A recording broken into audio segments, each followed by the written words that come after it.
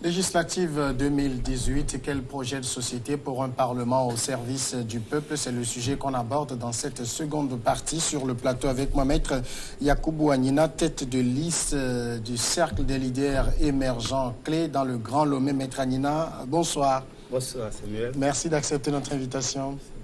Et Vincent Ameganvi, tête de liste du nouvel engagement togolais dans le Grand Lomé. Bonsoir, Vincent. Bonsoir Samuel et bonsoir à tous les téléspectateurs. Alors, on va aborder donc la question qui vous préoccupe tous parce que vous êtes en plein dans la campagne pour les législatives 2018. Maître Agnina, d'abord un mot sur le climat général dans lequel cette campagne est en train de se dérouler. Merci. Gloire à Dieu, la campagne a pu quand même démarrer. C'est vrai que vu qu'une partie de l'opposition n'y participe pas, il y a eu beaucoup d'appréhension, il y en a toujours, mais gloire à Dieu encore parce que tout se passe quand même bien. Nous faisons campagne sans entrave, il y a de la mobilisation, les électeurs viennent nous écouter, ils sont très intéressés, nous sommes même à la limite surpris par l'engouement que nous trouvons auprès des électeurs qui sont désireux de nous, non seulement de nous écouter sur ce que nous avons à leur dire, mais qui même aussi s'offrent, la plupart, pour faire campagne à nos côtés. Donc, de notre côté, jusqu'à ce jour, tout se passe bien. Ça veut dire vous-même, personnellement, vous n'avez pas d'inquiétude particulière concernant l'ambiance? Non, pas d'inquiétude particulière, parce que à part ce qui se dit sur les réseaux sociaux, à part ce que les gens peuvent ressentir au plan individuel, dans la rue, dans les quartiers, il n'y a pas de menace particulière. Hier, nous étions à Dido-Adin, par exemple. Il n'y avait même pas de force de sécurité parce que ils ne sont pas peut-être arrivés. C'est un problème d'organisation, mais personne ne s'était levé contre nous. Nous étions en plein air, donc je ne pense pas qu'il y ait d'inquiétude particulière. Vincent Ameganvi, est-ce que de votre côté, vous êtes inquiet par rapport à l'ambiance? C'est avec beaucoup de sérénité que vous êtes lancé dans la course? C'est vrai que nous aurions aimé faire avoir tout le monde dans la course, avoir une campagne plus festive avec l'ensemble des acteurs. Mais de notre côté, je pense que nous sommes confiants, nous sommes sereins. Nous avons commencé la campagne. Nous poursuivons et je pense que tout finira bien. Pour le moment, on n'a pas eu d'inquiétude ni à Lomé, ni dans les 13 circonscriptions où nous avons présenté nos listes. Pour le moment, il n'y a pas eu de situation désagréable. Et les populations sortent pour écouter ce que nous avons à leur dire, ce que nous avons à proposer. On n'oblige personne. Les gens sortent d'eux-mêmes. Et puis, je pense que l'ambiance est bon enfant. C'est vrai qu'il ne faut pas se voiler la face. Il y a aussi une bonne partie de la population qui suit la tendance qui prône le boycott. Mais bon, ceux qui ont fait les cartes d'électeurs et ce sont eux qui sont prêts pour aller voter. Donc, eux, ils sont attentifs à notre message. Alors, du côté de la Commission électorale nationale indépendante, il faut également le souligner, les choses sont en train d'être prêtes. Par exemple, les cartes, pardon, les bulletins de vote sont arrivés et ont été réceptionnés. On va regarder ce reportage et on revient après pour continuer le débat. À moins d'une semaine de l'élection législative, la CENI montre à nouveau sa détermination à aller jusqu'au bout du processus électoral enclenché il y a quelques mois. Vendredi, un nouveau pas a été franchi. Les responsables de l'institution chargée d'organiser le scrutin du 20 décembre prochain ont réceptionné le lot de bulletins qui devront servir le jour de vote. Aujourd'hui, 14 décembre, nous venons de réceptionner les bulletins de vote. Ces bulletins de vote vont servir au vote par anticipation prévu pour le 18. Le vote par anticipation concerne les forces de l'ordre et de sécurité. Et ces bulletins, bien entendu, vont également servir pour le vote général prévu pour le 20 décembre 2018. Prêt avant le 20 décembre, le professeur Kojo Nakadangan et son équipe se font imperturbables dans l'accomplissement de la mission qui leur est assignée. Et au-delà des inquiétudes et interrogations liées à la tenue du scrutin législatif, la CENI, elle, se veut rassurante, tout est presque mis en œuvre pour des élections réussies et consensuelles. Tout est presque mis en œuvre, vous l'avez entendu, pour des élections réussies et consensuelles. On va continuer donc le débat sur le projet de société des différents candidats à cette élection. On accueille sur le plateau Madame Koumé Allo Germaine Anaté, candidate de l'Union pour la République, le parti au pouvoir, candidate également dans le Grand Lomé. Madame Anaté, bonsoir. Bonsoir. Merci d'accepter notre invitation. C'est un plaisir. Alors, on faisait d'abord, avant votre arrivée, un tour d'horizon sur l'ambiance qui règne à cette législative 2018, ambiance quelque peu délétère. Est-ce que vous, dans votre campagne, dans le Grand Lomé, les échos que vous avez de vos équipes éparpillées un peu partout sur l'étendue du territoire, vous avez des échos, tout se passe très bien, c'est la sérénité? Merci pour cette occasion que vous me donnez. Ambiance délétère, je pense que le mot peut être trouvé un peu exagéré. C'est vrai que le démarrage dans certaines localités ont été émaillés d'incidents qu'on peut qualifier de graves, qu'il faut déplorer. Mais je suis sur le terrain et depuis 11 jours, 12 jours, je me réjouis de voir que tout se passe plutôt très bien. Il y a un fort engouement, il y a une ambiance extraordinaire qui vraiment est réconfortant, qui montre que les Togolais sont prêts pour aller aux élections. Alors, ceux qui ont choisi de ne pas aller, c'est leur choix. Hein. C'est peut-être ça aussi la démocratie. Donc, s'ils veulent se mettre en marge de l'évolution de l'histoire, en marge de la République, c'est leur choix. Hein. Donc, moi, j'ai noté vraiment un engouement, j'ai noté des échanges francs avec les différentes cibles que nous avons rencontrées. Et je voudrais saluer aussi le travail extraordinaire que fait la force de sécurité élection 2018. Leur tâche n'est pas aisée, mais ils font un travail extraordinaire. Hier, ils publiaient les chiffres. Jusqu'à ce jour, on a eu plus de 183 meetings, plusieurs caravanes qu'ils ont encadrées sans incident. Donc, vraiment, il faut les féliciter. Maître Anina, au niveau de la liste clé, quel est votre message? Qu'est-ce que vous dites quand vous rencontrez les populations? Nous disons beaucoup de choses. Mais nous expliquons d'abord les raisons pour lesquelles nous avons choisi, nous, d'aller aux élections. Oui. Parce que nous pensons que... Ça revient souvent, les gens vous demandent pourquoi. Oui, bien sûr, les gens nous demandent pourquoi vous êtes allés aux élections alors que les autres ne y sont pas, etc. Nous leur expliquons que nous sommes allés aux élections parce qu'il faut y aller. C'est une démarche républicaine. Et quand il y a une Assemblée nationale dont le mandat vient à expiration, il faut la remplacer. Et on ne va pas attendre que tout soit parfait avant d'y aller. Et ensuite, si nous disons tous que nous voulons le changement, c'est à l'Assemblée nationale que ça va se jouer. Il n'était pas question pour nous de laisser un seul parti aller à ces élections-là. Et donc, c'est ce que nous leur disons d'abord, nous leur expliquons qu'en fait, si nous voulons le changement, comme tout le monde parle de changement, la meilleure façon de le réaliser, c'est d'être à l'Assemblée nationale, parce que c'est là-bas que les débats vont se faire. Si les débats... si la rue, certains sont dans la rue, il faut bien un jour qu'on se retrouve à l'Assemblée nationale pour débattre et c'est le choix que Clé a fait. Ensuite, nous leur faisons comprendre que nous voulons travailler à une alternance pacifique parce que s'il faut que ça change, il faut que ça change pour que le Togo demeure un et indivisible. Nous ne voulons pas un changement qui va amener plus de problèmes qu'il n'y en a aujourd'hui. Nous leur disons aussi que nous avons des projets pour chaque domaine de la vie nationale et nous essayons de leur présenter qu'est-ce que nous pouvons faire dans le domaine de l'éducation, de la santé, de l'agriculture, etc. On va revenir au fond de ça, Madame Anaté. Vous, autour de quel message s'articule cette campagne pour vous à unir? Alors, unir étant le parti au pouvoir, donc nous n'avons pas manqué de thème. En partant déjà de la vision que nous avons pour le développement de cette société en étroit lien avec le mandat social du chef de l'État. Donc nous communiquons beaucoup sur les acquis qu'il faut renforcer, les différents programmes justement mis en place par le gouvernement dans l'optique de réduire la pauvreté, d'améliorer les conditions de vie des populations, d'augmenter l'emploi des jeunes, l'autonomisation des femmes, etc. Et les programmes sont nombreux.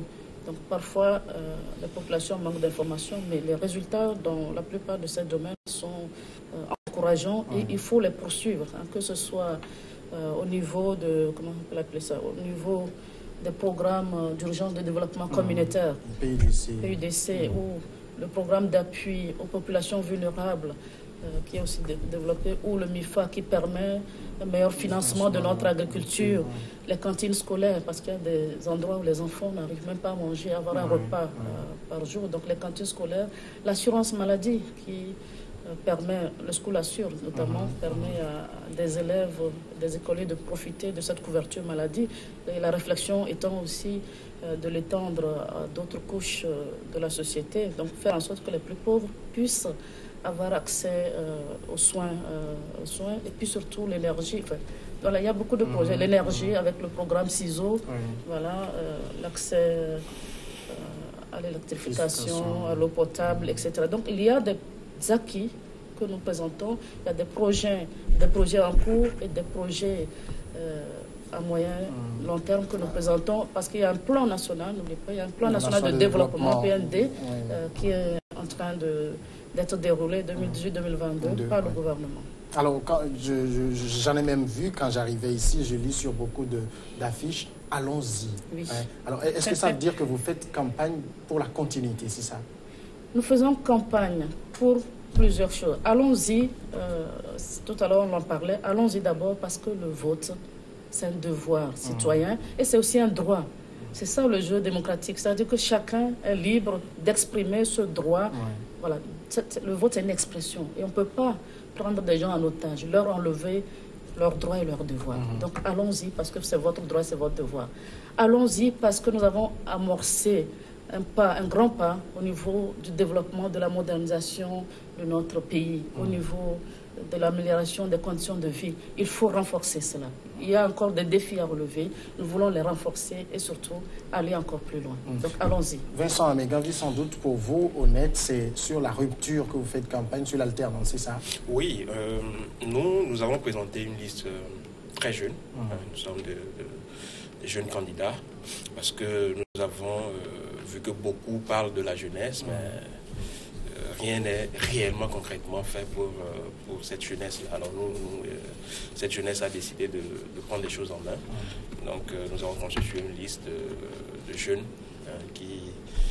qui a développé des idées que nous allons défendre une fois à l'Assemblée nationale. Alors, il y a beaucoup de points sur lesquels nous faisons notre campagne. Étant sur le terrain, les gens posent beaucoup de questions. Les gens se demandent pourquoi on accompagne certains, pourquoi... Bon, on essaie toujours de leur expliquer. Un parti politique a pour vocation de participer aux échéances, d'affronter les autres candidats. Notre ambition honnête aussi, c'est de mettre les gens, les députés à l'Assemblée nationale. C'est aussi d'accéder au pouvoir et de gouverner ce pays un jour. Donc, pour y arriver, il faut participer aux élections. On peut se dire que peut-être que les conditions que certains demandent ne sont pas encore réunies, mais bon, moi je pense que les gens, passés 5 ans à l'Assemblée nationale, ça pouvoir faire les réformes. Donc ça veut dire qu'ils ne peuvent pas le faire et nous sommes là, nous irons le faire à leur place. Donc voilà les points sur lesquels nous discutons avec les populations sur le terrain. Alors, je vous ai présenté comme tête de liste du NET dans le Grand Lomé. Pour un jeune, être tête de liste d'un parti politique dans le Grand Lomé, est-ce que ça ne fait pas peur parce que c'est la mégalopole, que c'est plus délicat peut-être que d'autres endroits du pays? C'est ça même le défi de cette jeunesse. Il faut pas... Nous laissons trop les gens décider à notre place. Et nous décidons aujourd'hui de prendre la relève.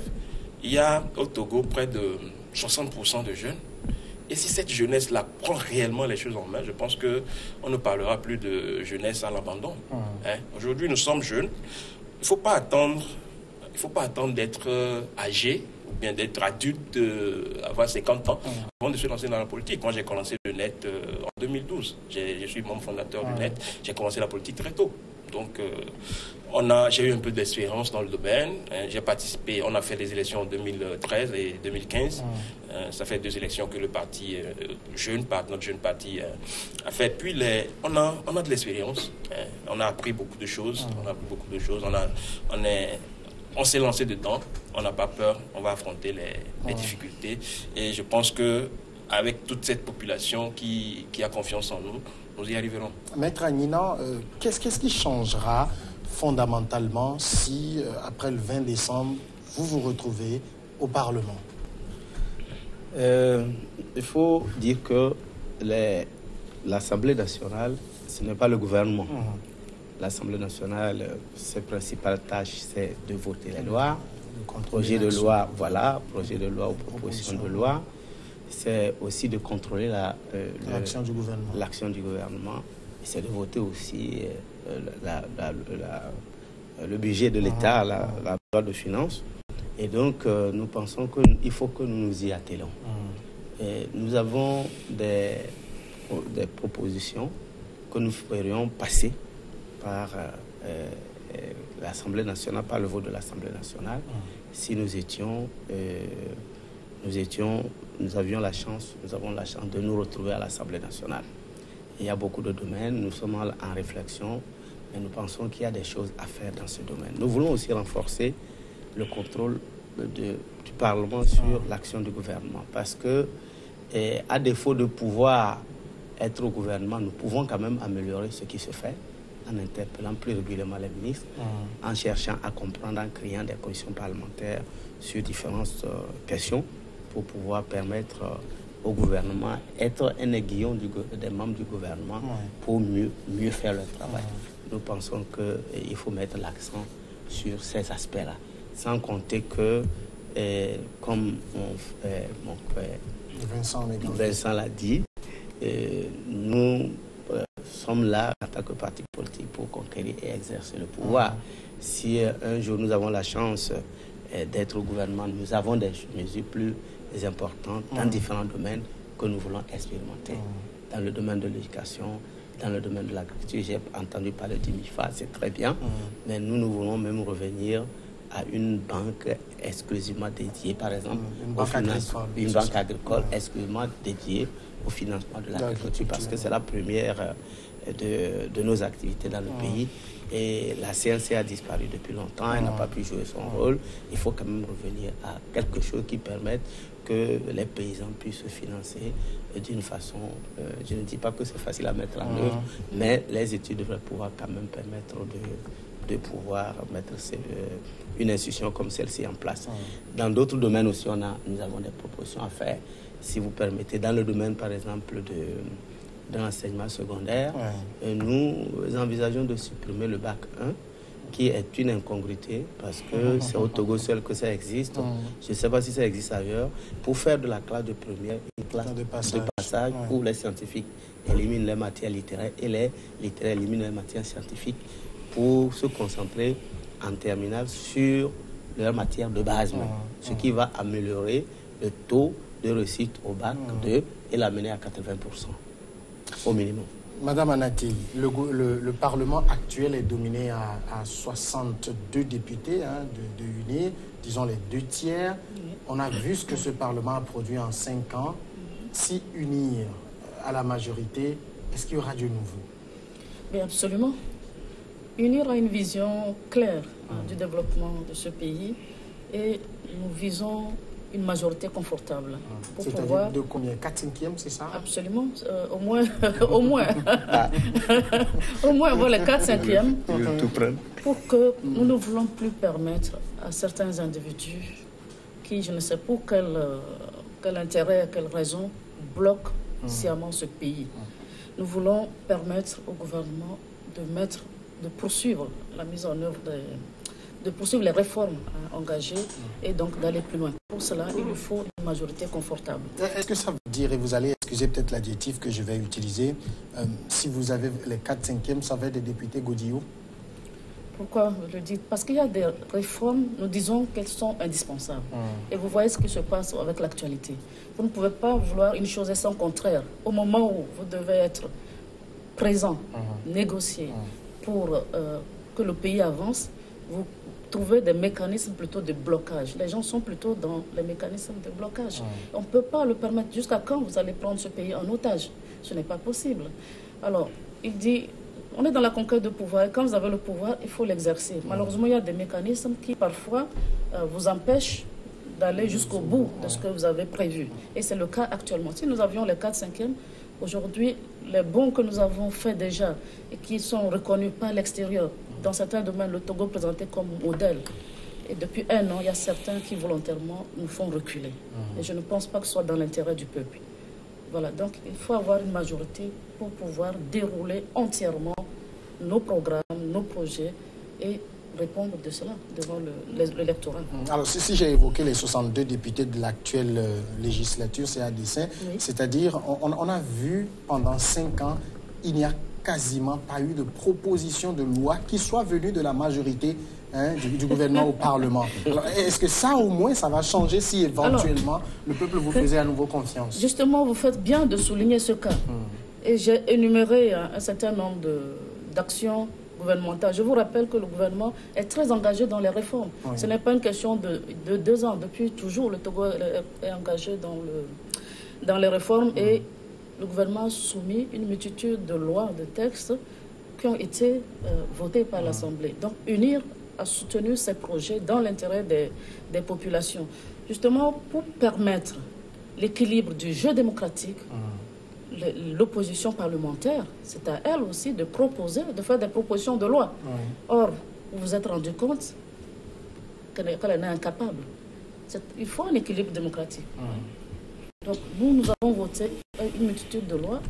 En face, il n'y a qu'une proposition. Vincent Amégan, vu on accuse le Parlement, généralement, ce n'est pas une accusation qui est typique au Togo d'être juste des chambres d'enregistrement. Si éventuellement le net se retrouve au Parlement, qu'est-ce qui va changer en termes de proposition de loi? Heureusement que le net est un parti qui propose beaucoup de choses. Nous avons...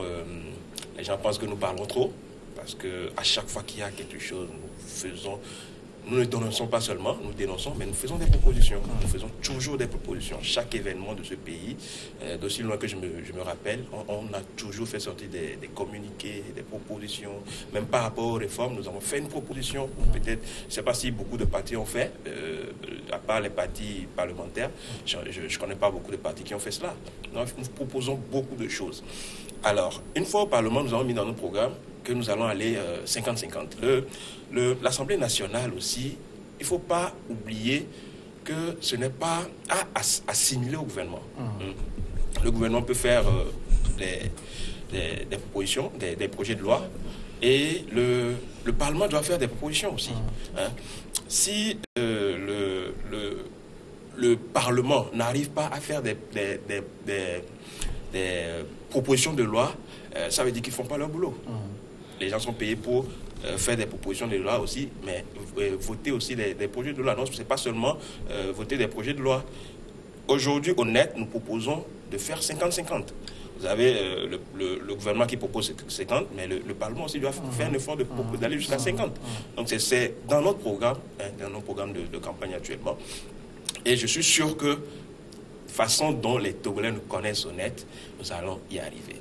Il ne s'agit pas seulement de faire des propositions. Il s'agit aussi de faire du lobby pour pouvoir faire en sorte que ça passe. Les gens aujourd'hui n'arrivent pas à proposer à l'Assemblée nationale parce qu'ils sont toujours dans l'affrontement, Ils se disent de toute façon ça ne va pas passer. Ça ne va pas passer. Non, c'est pas... le radicalisme. Si vous proposez des choses et que les populations sont convaincus que c'est pour leur bien, mais tout le peuple va vous soutenir. Et si ça ne passe pas, mais vous prenez le peuple à témoin, vous avez essayé quand même. Mais aujourd'hui, les gens ne font pas d'efforts. Je le dis, je l'assume, les gens ne font pas d'efforts. Et nous, honnêtes, nous disons que arriver une fois à l'Assemblée nationale, je vous mets, vous êtes témoins, nous essayerons au moins d'aller au moins jusqu'à 50-50. Alors, UNIR, et Mme Anaté l'a dit, a un objectif clair, c'est d'atteindre au moins les 4/5e. Quel est votre objectif? C'est trop facile, c'est trop facile de dire. On est sur le terrain aussi. Il y a beaucoup d'autres partis qui sont sur le terrain. Il y a des listes aussi indépendantes aussi qui sont sur le terrain. Chacun compte sur sa base.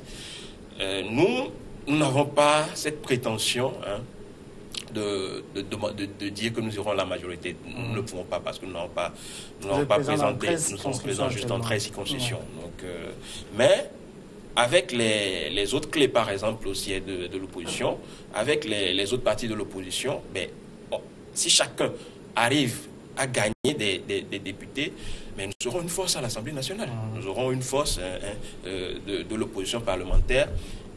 Nous avons un slogan, avoir une minorité de blocage, honnête. Avoir une minorité de blocage sur nos affiches, vous allez voir, c'est écrit, pour une minorité de blocage, votez le net. La minorité de blocage, c'est justement pour ça, pour éviter que le parti au pouvoir ait les 4/5e pour pouvoir faire tout ce qu'il veut au Parlement. Alors, nous demandons à la population togolaise aussi d'avoir confiance en nous, d'avoir confiance honnête, de nous donner leur voix pour pouvoir avoir cette minorité de blocage pour ne pas donner la liberté au parti au pouvoir de faire... C'est de bonne guerre. Madame, c'est de bonne guerre à vous faire pour votre ambition. Pas du tout. C'est de bonne guerre. Chacun est sur le terrain et chacun évalue ses forces et ses faiblesses. Donc, et c'est au peuple d'en décider. Et je pense que nous avons donné suffisamment de raisons de croire en ce pays, au programme que nous déroulons, pour que le peuple ait confiance et nous donne cette majorité. Maître Agnina, vous avez des objectifs chiffrés? Oui, nous sommes dans 10 circonscriptions. Ça fait 36 sièges. Si on les remportait, nous aurions 36 sièges. Mais alors, la moitié, au minimum la moitié. Ce qui veut dire que le DIR ne peut pas avoir les 4/5e. Voilà, parce que les autres prendront aussi certains. Alors, il y a aussi beaucoup de voix qui disent que ce soit le net, que ce soit Clé, et je ne vais pas citer les autres parce qu'ils ne sont pas sur ce plateau, que vous êtes une opposition plus commode avec UNIR. Qu'est-ce que vous répondez? Mais est-ce on fait la politique pour sauter détruire? Est-ce que l'UNIR est forcément un ennemi pour nous? Nous faisons la différence entre l'homme et les actes qu'il pose. L'UNIR est composé d'êtres en chair et en os comme nous. Ils ont des sentiments, ils ont des familles. Ils sont des Togolais comme nous. A priori, ce n'est pas eux que nous pouvons le rejeter. Si l'UNIR pose des actes, en tant que parti de gouvernement, pose des actes qui sont critiquables, nous les critiquons. Nous devons de le faire, dans l'intérêt, bien sûr, supérieur du Togo. Mais quand on dépasse cette étape-là, ils sont nos frères. Et nous avons le Togo en commun. Et nous n'avons pas besoin toujours de tirer sur eux. Ce n'est pas ça qui va développer le Togo. Nous, justement, à Clé, nous pensons qu'il faut une société de frères, une société plus inclusive, où le respect mutuel et l'acceptation de l'autre, inconditionnelle même de l'autre, vont produire la paix et la sécurité pour tous. Ça veut dire pour vous, il n'est pas question d'être d'une opposition stérile, aveugle? Mais bien sûr, il faut que l'opposition apporte quelque chose. Si l'UNIR au pouvoir fait de bonnes choses, mais pourquoi on ne va pas cracher là-dessus? Mais s'ils font aussi, puis ce n'est pas bien, nous avons notre droit de critique et de proposer. C'est clair. Nous ne venons pas pour cautionner n'importe quoi, non. C'est contrairement à ce que les gens veulent dire.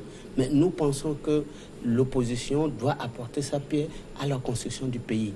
Quand un parti est au pouvoir, nous prenons ça comme un fait acquis jusqu'aux prochaines élections et nous surveillons, nous suivons, nous contribuons pour que les décisions qui vont se prendre, parce qu'elles s'imposent à nous tous, elles régissent le quotidien et l'avenir de chacun de nous, nous travaillerons pour que ces décisions-là soient les meilleures que possible. Que leur mise en œuvre aussi puisse être parfaite, je vais dire ça comme ça, puis répondre aux critères de mise en œuvre des décisions et à l'efficacité dans la mise en œuvre des décisions. C'est pourquoi nous disons qu'il faut renforcer le contrôle de l'action gouvernementale pour s'assurer que tout ce qui se fait est dans l'intérêt du peuple. Dans cette limite, on n'a pas besoin d'insulter pour insulter, on n'a pas besoin de prendre les autres en aversion. Moi, j'ai plusieurs amis à l'UNIR. Je ne suis pas de l'UNIR. Personne ne m'a jamais demandé d'être de l'UNIR. Mais j'ai plusieurs amis. On a fait l'université ensemble qui ont de grandes responsabilités là-bas. Est-ce que la politique va nous diviser au point qu'on oublie notre passé en commun? Non. Si on nous voit ensemble, ça ne veut pas dire que nous partageons forcément les mêmes choses. Et nous voulons que la politique soit civilisée. Il faut la repositionner pour que les Togolais comprennent que quand on est de l'opposition et les autres sont au pouvoir, ce n'est pas pour s'entre-déchirer, ce n'est pas toujours pour offrir ce spectacle comme la ministre le disait, Madame le ministre le disait tantôt, ce spectacle de blocage permanent. On a comme l'impression que la politique, c'est un chat d'affrontement permanent pour créer le désordre, l'inimitié. Non. Nous, à Clé, nous pensons qu'on fait la politique pour vivre. On fait la politique pour le développement de notre pays. Et nous voulons même mettre les questions de développement au centre de la politique dans ce pays. Depuis 90, on s'est beaucoup querellé, on a beaucoup parlé politique et tout. Mais tous ces jeunes qui sont sortis là, en réalité, il faut créer, c'est une demande de travail, d'emploi, de stabilité, de sécurité. Si on ne continue pas à discuter sans faire des propositions concrètes, sans pouvoir trouver de vraies alternatives à ce qui se fait, demain on s'expose toujours à l'instabilité. Alors, Madame Anaté, si votre liste passe, quelles vont être vos premières actions d'élus du peuple? Avant de répondre à votre question, je voulais dire effectivement que les Togolais doivent tirer les leçons de leur passé.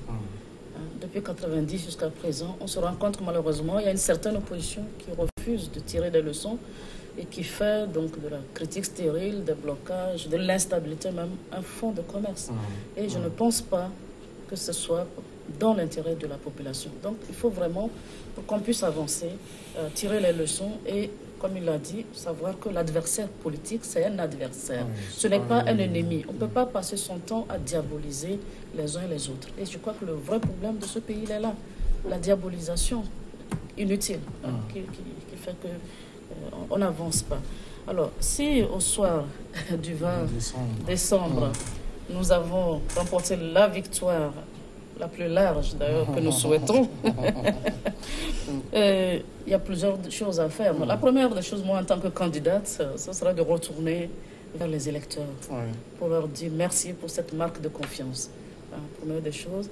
Et maintenant, vraiment s'attaquer aux différents dossiers en cours, les réformes à faire avec les autres députés, voir comment faire rapidement aboutir les dossiers de réforme en cours. Et aussi, il y a la question des élections locales qu'il faut aussi, que le gouvernement a prévu en 2019, qu'il faut rapidement faire aboutir afin de donner une plus grande autonomie de gestion et puis une plus grande... leur donner aussi la parole à la population à la base et leur permettre de contribuer au développement de leur milieu, de pouvoir exprimer leurs besoins spécifiques. C'est un sujet que vous allez porter?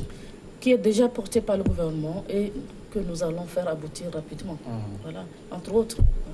Vincent Mégavi, au soir du 20, vous êtes élu. Quelles premières actions? Ok. Notre première action serait... de faire rapidement une proposition pour diminuer un peu le chômage. En quoi faisons? C'est simple. En demandant à l'État de trouver des moyens pour subventionner les PME-PMI, pour pouvoir essayer d'absorber les demandeurs d'emploi. C'est-à-dire, plus un employeur absorbe les demandeurs d'emploi, et plus l'État peut l'aider, peut l'accompagner à pouvoir gérer le nombre d'employés qu'il aura. Cela diminue en même temps le chômage. Quelqu'un m'a demandé la dernière fois où l'État trouvera les sous pour pouvoir accompagner. Imaginez-vous que le Togo est l'un des pays qui consomme beaucoup de bouteilles de champagne, de luxe. Si vous mettez des taxes sur la bouteille de champagne, au lieu de le mettre sur le carburant, vous épargnez les petits revenus et les riches qui ont les sous à gaspiller, ben vous leur prenez un peu pour pouvoir subventionner. Vous taxez les riches, c'est ça.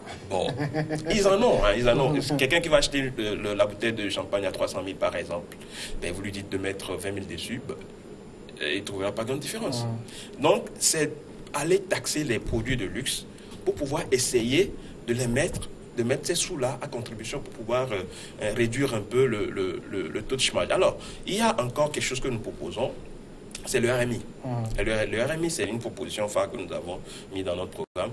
Le RMI, c'est le revenu minimum interprofessionnel. C'est-à-dire les jeunes qui sortent de l'université, les jeunes cadres qui ont des diplômes et tout, et qui sont demandeurs d'emploi, qui ne trouvent pas d'emploi. Essayez de leur trouver une petite somme de peut-être 15 000 francs par mois pour pouvoir essayer pour pouvoir leur permettre d'arrondir les fins du mois. Parce que aller trouver du boulot aussi, c'est déplacer, hein, c'est utiliser des moyens. Tout ça, c'est-à-dire vous êtes au Parlement, mais il reviendra au gouvernement de mettre en œuvre cela. Vous avez les difficultés que le gouvernement a payé même les aides des étudiants. Oui, c'est pour ça que nous leur proposons, en même temps les moyens par lesquels trouver ces sous-là. Les sous qui vont servir à financer les propositions que nous faisons. Nous leur proposons en même temps, nous ne leur demandons pas seulement de les faire, mais nous leur donnons des idées, nous leur donnons des lignes, là où ils vont trouver les sous-là, pour pouvoir financer toutes ces choses-là. Donc, c'est ce que je disais tout à l'heure, le net n'est pas seulement dans la dénonciation, mais aussi dans la proposition. Heureusement que le gouvernement est déjà engagé dans ce sens-là pour réduire le chômage des jeunes, réduire la pauvreté. Il y a beaucoup d'actions, de mécanismes. Il y a quelque chose qui m'étonne aussi, c'est que le gouvernement fait beaucoup de choses, mais le Parlement n'arrive pas à contrôler. Le rôle du Parlement, c'est aussi le contrôle de l'action du gouvernement. Mais combien de fois notre Parlement a pu contrôler les projets que le gouvernement a mis en place? Il y a des interpellations qui ont été... on a interpellé beaucoup de ministres, mais qui ne viennent pas. Le Parlement fait des lois. Pourquoi le Parlement? J'ai vu beaucoup de ministres aller répondre. Mais c'est infime. Nous suivons tout ce qui se passe au Parlement. Donc, il y en a aussi beaucoup qu'on rapporte qui ne viennent pas. Oui, maintenant pourquoi le Parlement ne peut pas faire une loi qui oblige les ministres à, quand on les interpelle, de venir. On vous interpelle 1, 2 ou 3 fois, vous refusez de venir, mais on demande votre démission, pourquoi pas? C'est une proposition. Maître Anina, vos premières actions rapidement. Voilà, ça rejoint un peu ce que le net a dit. Nous aussi, nous pensons que la question des solutions au chômage de masse des jeunes qui sortent de l'université, que ces solutions-là doivent être la priorité de tout ce que nous allons faire. Je l'ai tantôt dit, le problème du Togo demain, ce n'est certainement pas le problème des réformes. Quand on va les faire, c'est fini. Mais il restera quelque chose. Cette bombe démographique-là, ces jeunes-là qui sortent de l'université, qui n'ont pas de perspective d'emploi immédiat. Alors, que faut-il faire? Nous pensons que le revenu minimum d'insertion ou le RSA, comme on l'appelle quelque part, voilà, pour permettre à chacun de vivre, c'est une bonne chose, mais ça va être difficile peut-être à mettre en œuvre. Puisqu'on dit qu'il faut leur trouver au moins 15 000 francs, nous disons qu'il faut déréguler. Nous, par exemple, nous voulons laisser le libre jeu du marché faire son travail sur le marché du travail, de sorte que les chercheurs d'emploi et les demandeurs d'emploi et les entreprises qui vont les employer puissent discuter plus librement. Je crois que dans un pays en voie de développement, on surprotège les salariés. Et ça ne les arrange pas forcément. Moi, je sors de l'université ou de ma formation, je vais avoir un 20 000 qui me permet de payer peut-être une chambre à 7 ou 8 000. Le reste, je trouve un peu de garé, je fais ma fin du mois. Plutôt qu'on dise on me paye 35 000 ou rien et que ça bloque la création d'emplois. Il faut aussi détaxer les bas salaires, les taxes sur les salaires, etc. Pendant les premières années, pour faciliter l'emploi des jeunes, on ne va pas mettre de taxes sur les salaires. Et beaucoup d'autres mesures qui vont les accompagner pour pouvoir permettre de recruter. Et à la fin aussi du contrat, permettre d'abord que le contrat de travail à durée déterminée aussi puisse être conclu presque indéfiniment. Parce qu'aujourd'hui, on le limite à 4. C'est bon, avant c'était à 2 ans. Maintenant, il faut l'ouvrir.